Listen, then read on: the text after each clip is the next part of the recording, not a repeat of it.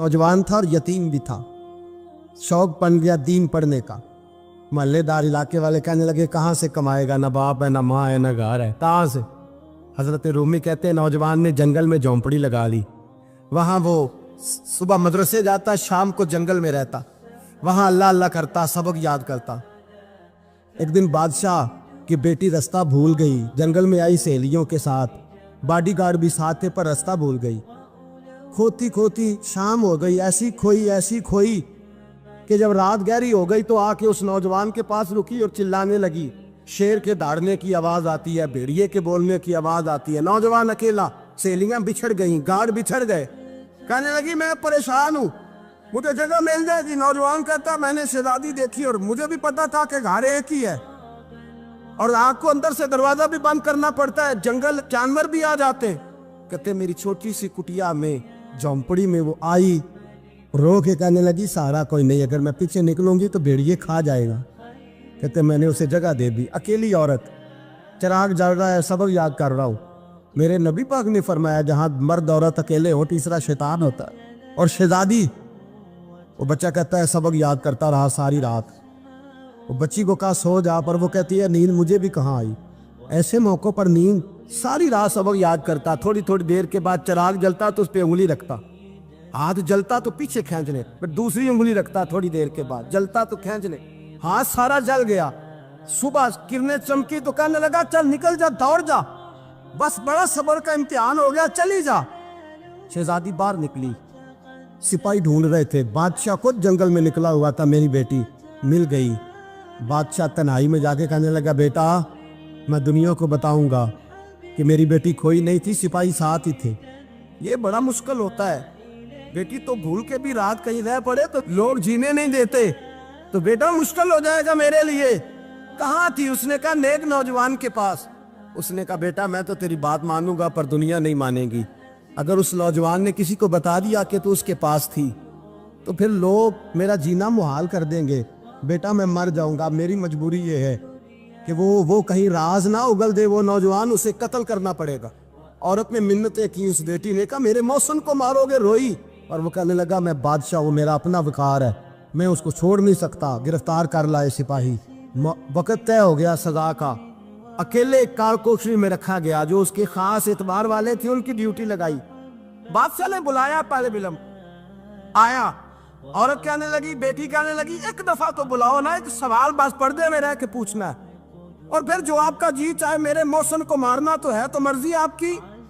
सामने खड़ा किया, नौजवान पर्दे के पीछे, औरत खड़ी हो गई। बादशाह बीच बैठ गया। बीबी कहने लगी सारी रात बेदार मैं भी रही, सोया तू भी नहीं। वो जो तू चिराग के करीब हाथ लगा के जलाता था वो समझ नहीं आई। नौजवान रो पड़ा, कहने लगा क्या करूं, मैंने रसूलुल्लाह का दीन पढ़ा है, क्या करूं, मैंने हुजूर का दीन पढ़ा है। मैंने पढ़ा है कि जानी को सबसे नीचे दोज़ख के सबसे निचले दर्जे में जलाया जाए, उसे जहन्नमियों का पीप और रेशा पिलाया जाए, कंद खिलाया जाए। ये रवायतें पड़ी हुई थी। थोड़ी थोड़ी देर के बाद शैतान मुझे कहता था बदकारी कर ले। मैं अपना हाथ उसी वक्त जब शैतान मशवरा देता तो मैं आग पे करता। मैं कहता अगर ये बर्दाश्त हो गई तो वो भी हो जाएगी। जब हाथ जलता तो मैं समझ जाता नहीं तुझसे तो ये नहीं बर्दाश्त होती तो वो कैसे होगी।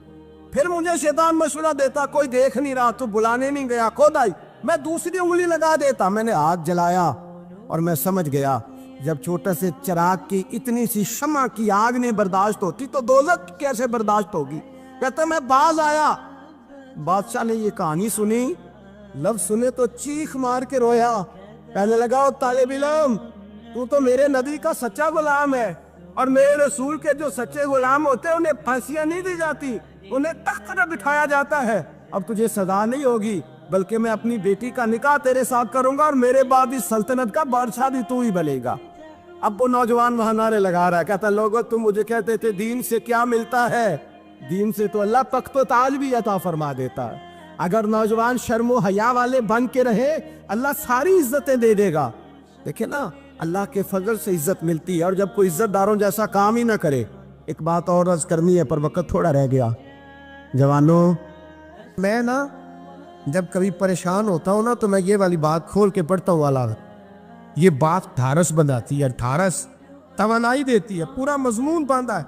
اعلیٰ حضرت کہتے ہیں بہروپیہ تھا, مداری, روپ بدل بدل کے دکھایا کرتا تھا, بادشاہوں سے انعام لیتا تھا. ایک دن اورنگزیب عالمگیر کے پاس آ گیا, کہنے لگا میں روپ بدلوں گا, اگر آپ پہچان نہ سکے تو میں انعام لوں گا. آپ نے فرمایا میں کوئی ایسے ویسا بادشاہ نہیں, کہا مجھے دھوکہ دینا مشکل ہے. کہا نہیں میں روپ بدلوں گا. حضرت اورنگزیب عالمگیر بڑے نیک بادشاہ گزرے, بڑے پرہیزگار. وہ بہروپیہ کہنے لگا میں روپ بدلوں گا, آپ نہیں پہچان سکیں گے. فرمایا چل جتنا تیرے اندر زور ہے لگا لے. حضرت نے اعلان کیا کہ میں نے فوجی بھرتی کر دیں, 2 ماہ کے بعد ٹیسٹ ہوگا. وہ 2 مہینے دوڑتا رہا, رنگ روپ بناتا رہا, آیا ٹیسٹ دینے, 2-3 سپاہیوں کا امتحان لیا. اس کی باری آئی تو 10 روپے دیے, کہنے لگے تیرے آنے جانے کا کرایہ میں نے تجھے پہچان لیا ہے. کچھ دنوں کے بعد جانے لگے سفر پر, تو بھکاری آ گئے خیرات مانگنے. اس نے بھی سارے منہ پر سیاہی مال لی, کپڑے پھاڑ لیے, سر کے بال مڈا لیے, پگے تک کٹا لی, بدرنگ ہو کے آیا. کاسا آگے کیا تو حضرت نے 10 روپے ڈالے, کہنے لگے تیرے آنے جانے کا کرایہ میں نے پہچان لیا ہے. کچھ دن گزرے تو ٹیچر کی ضرورت تھی. اس نے مونچھیں بڑی کر لی, داڑھی نکلی لگا لی, سر پہ جنا کیپ پہن لی, ایک شیروانی لے لی اور ہاتھ میں چھڑی پکڑ کے آیا. کہنے لگا میں استاد ہوں, 2-4 بندوں کا امتحان لیا. اس کی باری آئی تو 5 روپے دیے, 10 روپے دیے, کہا تیرا کرایہ میں نے پہچان لیا. 2 سال گزر گئے. وہ جب بھی آتا حضرت پہچان لیتے. ایک دن سفر پہ جا رہے تھے, بہت بڑا لشکر تھا, جہاد کرنے جا رہے تھے اورنگزیب عالمگیر. تو دیکھا ایک پہاڑی ہے, پہاڑی پہ لوگ جا بھی رہے ہیں آ بھی رہے. اورنگزیب عالمگیر پوچھنے لگے یہاں کیا ہے؟ کہنے لگے بابا جی بیٹھے ہیں دعا کرتے ہیں, اللہ کے نیک بندے ہیں. اورنگزیب کہنے لگے یار پرانے لوگ سارے ہی اللہ والوں کو مانتے, یہ بھی مصیبت آئی ہے جتنی نہیں آئی ہے, سارے لوگ ہی مانتے. کہنے لگے ذرا میں دعا نہ کرا لوں, بچے کام جا رہا ہوں. اورنگزیب بادشاہ تھے, بادشاہ لوگ نازک مزاج ہوتے ہیں. گھوڑے سے اترے, بڑی مشکل سے پہاڑی پہ چڑھے, اوپر گئے تو لائن لگی ہے. بابا جی غار میں بیٹھے, کہنے لگے میں نے ملنا, میں اورنگزیب ہوں. انہوں نے کہا ہمارا بابا اس طرح کا پیر نہیں کہ امیر آئے تو رنگ اور ہو, غریب آئے تو اور ہو. یہاں اگر ملنا ہے تو لائن میں لگ جاؤ, سب ایک جیسے. اب لائن میں کھڑے ہو گئے, 50 آدمی آگے تھے, کہتے ہیں 51واں نمبر تھا. تھک گیا دھوپ میں کھڑا کھڑا. جب میں پہنچا غار کے دہانے تو میں نے بابا جی کے چہرے پہ نظر ڈالی تو بڑا نورانی چہرہ, بڑی خوبصورت لب و لہجہ. میں نے کہا میرے جیسا آدمی بھی پگڑی باندھ لے تو اچھا لگنے لگ جاتا ہے, بڑا خوبصورت انداز. کہتے ہیں میں ان کے پاس اتحیات کی حالت میں بیٹھ گیا. میں نے کہا حضور میں جا رہا ہوں جہاد کرنے, دعا کرنا. بزرگوں نے ہاتھ اٹھائے, اللہ اس کی مدد فرما, دین کو غلبہ عطا فرما, اسے دین کا سچا پکا سپاہی بنا. پھر تھپکی دی, 2-4 نصیحتیں نکال ڈالی, دیکھنا ظلم نہ کرنا, زیادتی نہ کرنا, جب تم جیت کر نہ کرنا, غرور نہ کرنا, نصیحتیں بھی کر دی.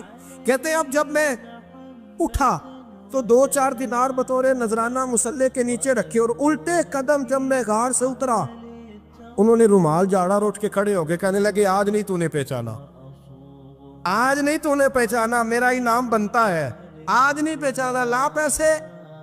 اورنگزیب کہنے لگا یار تو نے حد کر دی, کہاں چڑھا کہاں کھڑا رہا, دھوپ میں تھک گیا, کمال کر دی بھائی تو نے.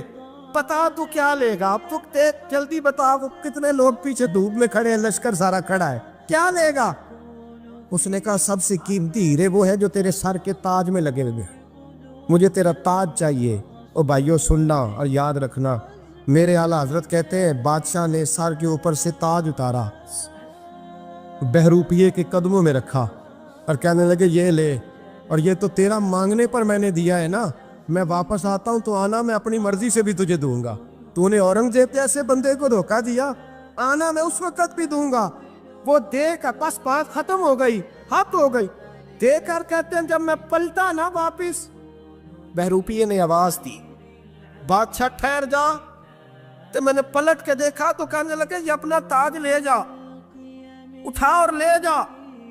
میں نے کہا 2 سال بیت گئے تجھے محنت کرتے, آج قابو آیا تو لے جاؤ. کہنے لگا لے جا, مسئلہ سمجھ میں آ گیا. میں نے کہا مجھے بھی تو سمجھانا.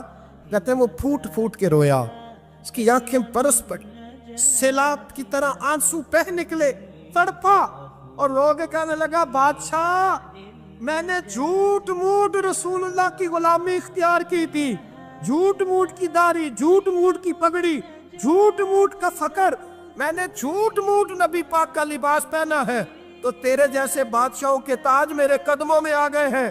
अगर मैं सचमुच रसूलुल्लाह का गुलाम बनूंगा तो अल्लाह क्या कुछ अता फरमाए, अल्लाह कितनी नेमतों से नवाजे। मेरे आला क्या फरमाते हैं, आला हज़रत फरमाते हैं फरिश्ते भी करते हैं ताज़ीम मेरी। कौन जी? अल्लाह। ऐसा अकीदा भी कम मिलेगा जो बरेली के इमाम का अकीदा है, ऐसा भी कम। कहते हैं फरिश्ते भी करते हैं ताज़ीम मेरी।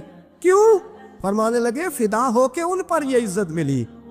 बगदाद के एक दरवेश आलिम थे, तो वो जब भी नमाज पढ़ाते ना तो किसी ताजर की 2 बीवियों के बारे में दुआ मांगते। तवज्जो है मेरी बात पर? नमाज पढ़ाते तो कहते अल्लाह उस ताजर की 2 बीवियों को अपनी खास रहमतें अता फरमा। एक दिन लोग उनके गिर्द इकट्ठे हो गए, कहने लगे बाबा जी बताएं तो सही वो बीवियां कौन थी जिनके लिए आप दुआ मांगते? तो फरमाने लगे मेरे शहर का एक ताजर था, बहुत बड़ा ताजर था, मालदार था पर बे औलाद था। उसे बगदाद से मुल्क शाम जाना पड़ता था तिजारत करने, और कई कई महीने उसे शाम के मुल्क में रहना पड़ता था। उसने इस तरह किया कि वहां भी एक शादी कर ली। तो जो है ना मेरी बात पर, क्या कर लिया उसने? दूसरी शादी करना मर्द के लिए जायज़ है, तीसरी करना भी, चौथी करना भी भैया के वक्त, मगर अगर इंसाफ कर सके तो। अगर चारों में हम ना आधा मसला सुनते हैं और आधा ही बयान करते हैं, अगर इंसाफ ना कर सके फिर उसके लिए 4 जायज़, फिर वो एक ही रखेगा। तो अजीज दोस्त, दूसरा निकाह कर लिया, शादी हो गई। अब वो वहाँ कुछ ज़्यादा वक्त गुजारने लगा, मालदार आदमी था, बीवी को मकान भी लेके दे दिया। अब वो जरा देर से आता वापिस, और जब आता भी तो उसके वो वाले अंदाज ना होते जो पहले हुआ करते थे। अब बीवी से बड़ा जासूस भी कोई नहीं होता, उसको तो पहले पता चल जाता है कि माजरा क्या है, उसे बड़ी खबर होती है। तो उसने महसूस कर लिया कि बदले बदले से मेरी सरकार नज़र आते। वो कहने लगी अब के जब आता जाता है तो इसके हालात कुछ बदले बदले से हैं, माहौल कुछ और है। उसने एक बूढ़ा आदमी जो उसका अजीज़ भी था और समझदार भी था उसको तैयार किया। कहने लगी अब के जब मुल्क के शाम जाए ना तो इसका पीछा करना और ख़बर करना कि कहाँ रहता है, कहाँ जाता है, क्या करता है। वो बूढ़े बुजुर्ग जो थे वो खातून के कहने पर कुछ उसने किराया भी दिया। वो उस ताजर के पीछे गए और वापस आके खबर दी। कहने लगे कि ये तो 2-3 साल बीत गए, इसने वहाँ भी शादी की हुई है, तुझे बताया ही नहीं। बीवी बड़ी समझदार थी, हौसला मंद, ज़ीरत, उसने शोर नहीं मचाया। उसने कहा कि मैं ना अब जब आएगा ना तो तरीके से बात करूँगी और पूछूंगी कि ऐसा क्यों किया। और ये भी उसने आके बताया कि अगर तेरे साथ निकाह के बाद उसे औलाद नहीं मिली तो औलाद वहाँ भी कोई नहीं, कि मुकम्मल तफसीलात। अब जब इस दफ़ा खामद आया तो आते ही वो बीमार हो गया, कमज़ोर होने लगा। अब खातून ने मुनासिब नहीं समझा कि आते ही धड़ाम से मैं उसके सर पर ये ठोड़ दूँ कि तूने निकाह किया हुआ है और मुझे बताया नहीं। वो जरा तसल्ली में रही, कुछ वो बीमार था, हौसला रखा, खिदमत करती रही। कुछ दिन गुजरे तो वो ताजर इंतकाल कर गया, फौत हो गया। अब राज खोल न सका, इद्दत गुजारी, और जब सारा माल जमा किया ना तो अशरफियों की बोरियां भर गई। सारा माल उस बीबी का, 4 बोरियों में अशरफियां, 4। यहाँ तो पेट का दोज़ख है, माज़ अल्लाह, भरता ही नहीं। हाल मिन मजीद, हाल मिन मजीद। वो जो कहते थे ना कि बस बाहर चला जाऊं और बाहर मैं कुछ थोड़े से पैसे कमा के 2-3 साल में लौट आऊँगा, फिर यहाँ आके कोई कारोबार करूँगा, वो गए हैं तो वापस नहीं आए। वो जो कहते थे ना बस मैंने इतना सा कारोबार करना है कि मकान बन जाए, उन्होंने 4 मकान भी बना लिए हैं, लेकिन ब्रेक हल में मजीद की दौड़ है। अब 4 बोरियां उस औरत ने छुपाए रखी। कोई बंदा नहीं जानता बगदाद में कि मुल्क के शाम में ताजर की दूसरी बीवी भी है। जब वो फारिग हुई तो उसने उस बूढ़े जासूस को फिर बुलाया और 2 बोरियां ऊंट पे रखी, खुद भी साथ बैठी और मुल्क के शाम गई। अल्लाह अकबर। वो बुजुर्ग कहते हैं मैं ऐसे नहीं दुआ करता। उसको जाके कहने लगी मैं अकेली वारिस नहीं हूँ, आधे की वारिस तू भी है। मैं अकेली वारिस नहीं, ये तक़सीम विरासत है, आधी की वारिस तू भी है। तो रख अपने पैसे, मुझे पता है उसने निकाह किया था पर मुझे बताया नहीं था, तो रख अपने पैसे, मैं तुझे दे रही हूँ, आधे तेरे हैं आधे मेरे हैं। उसने नजर उठाई तो रो पड़ी, कहने लगी नहीं अब ये सारे तेरे ही हैं, اگر تو اللہ سے ڈرتی ہے تو میں بھی رب سے ڈرتی ہوں، اگر تو مصطفیٰ کریم کا کلمہ پڑھتی ہے تو میں بھی اسی نبی کی ماننے والی ہوں۔ کہا بات کیا ہے، میرا کیوں ہے سارا؟ تو وہ خاتون کہنے لگی وہ 2 سال 3 سال سے میرے ساتھ نکاح تھا اور اس نے بتایا تھا مجھے کہ میری بیوی بھی ہے، اور میں غریب تھی تو میرے والدین کو بھی بتایا تھا کہ میری دوسری شادی ہے۔ یہ مکان اس نے مجھے لے کے دیا تھا، میرے تمام اخراجات وہ پورے کرتا تھا، نان و نفقہ کا خیال رکھتا تھا، لیکن اب کہ جب وہ آیا تو وہ بیمار تھا۔ اس نے مجھے بتایا کہ مجھے طبیب نے بتایا ہے کہ میں شدید بیمار ہوں، شاید بچ نہ سکوں۔ تو کہنے لگی وہ مجھے کئی لاکھ روپے بھی دے گیا اور جاتے دفعہ مجھے طلاق بھی دے گیا، فارغ کر گیا۔ کہنے لگا تو جہاں چاہے میرے بعد نکاح کر سکتی ہے، اور کہنے لگا میں چاہتا تھا پہلی بیوی کو بتا دوں، موقع نہیں بنا اور اس کا دل نہ ٹوٹے، بتا نہیں پایا، لہذا وہ مجھے ڈھیر سارے پیسے دے چکا ہے، سارا میرا حصہ مجھے پہلے سے دے چکا ہے۔ میری بہن اب یہ 4 بوریوں میں سے 2 میری نہیں بلکہ 4 کی 4 ہی تیری ہے، تو ہی اس کی حقدار ہے۔ تو بزرگ کہتے ہیں مجھے بتاؤ جن کے اندر اس قسم کے تقوی کی جھلک ہو ان کے لیے ہر نماز کے بعد دعا مانگنی چاہیے کہ نہیں مانگنی چاہیے؟